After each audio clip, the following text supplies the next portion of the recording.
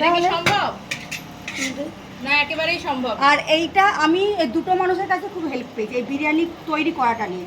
আমি তো করতাম, হয়তো যতটা না ভালো হতো। অনিমান দা মানে ওই তোমাদের দিবাপি দাদা আর আমেরিকান দাদা প্রচুর সাপোর্ট করে, প্রচুর। আমি নিয়ে গেছি রান্না করে দিবাপি দাদাকেও খাইয়েছি, খেয়ে বলেছে কোথায় ভুল কোথায় ঠিক।